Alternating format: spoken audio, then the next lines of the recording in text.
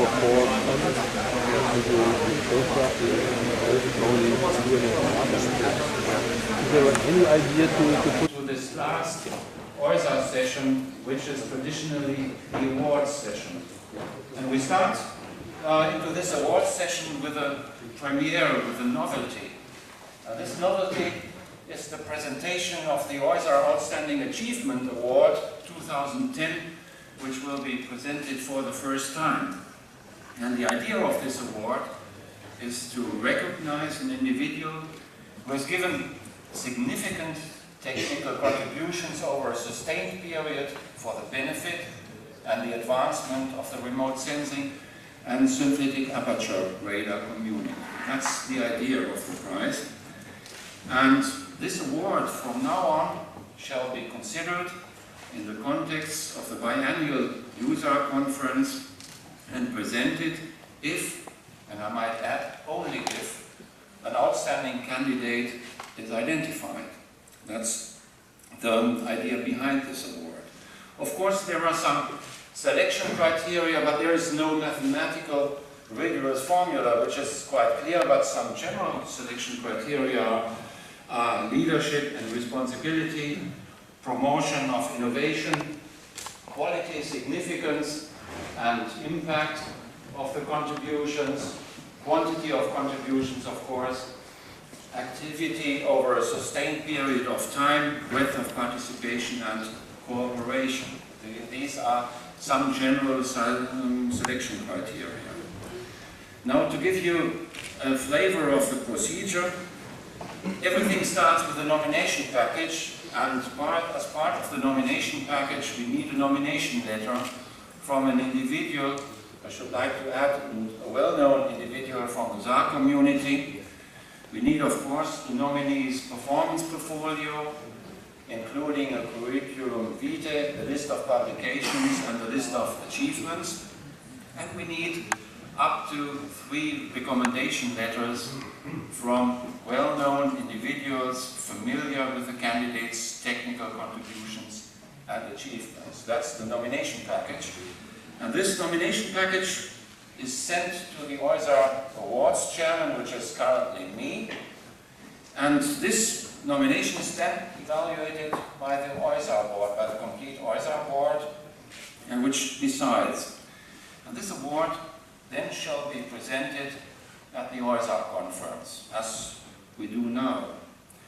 And now it's time to stop with the introduction. It's time to go on with the presentation of the award.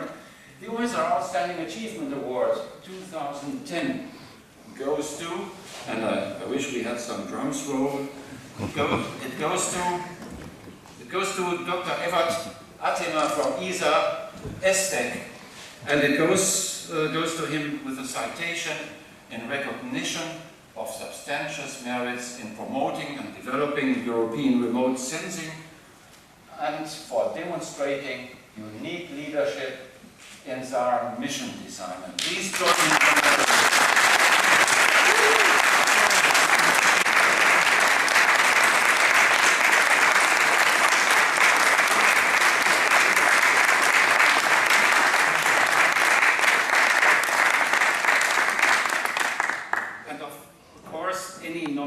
And any awards presentation of this form needs a laudation.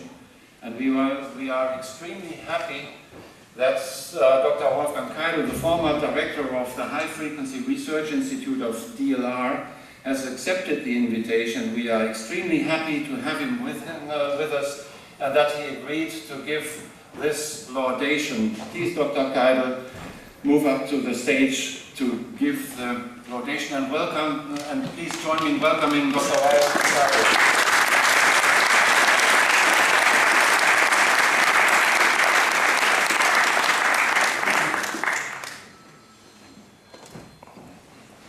Good afternoon, Dr.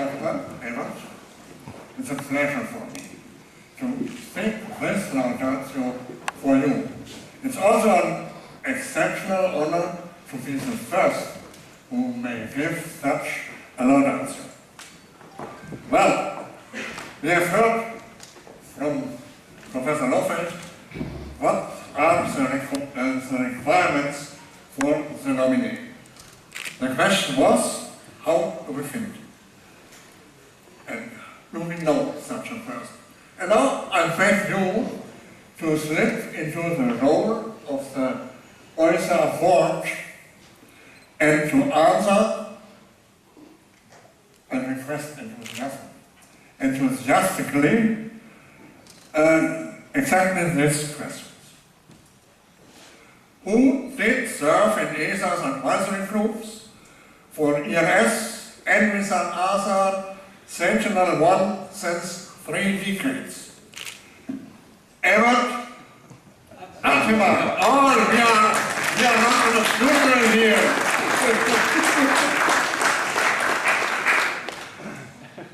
Who was responsible for the geophysical campaign group at ESA for many years?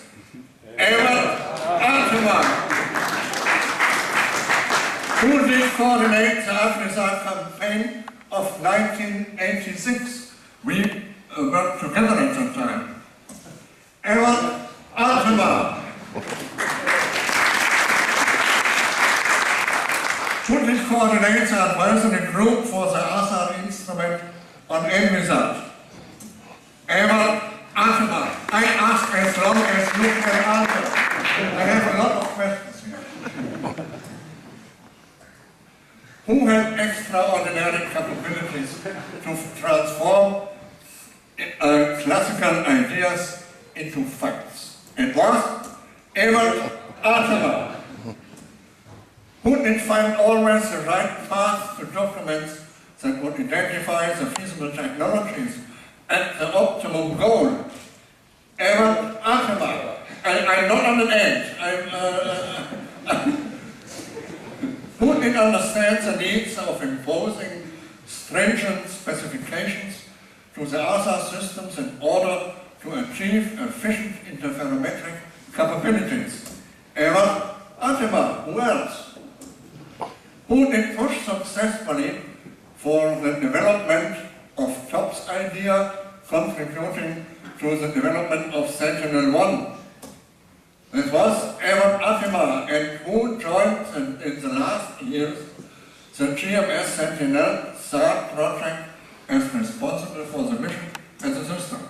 This was Everett, Atema too. The litany is not come to an end.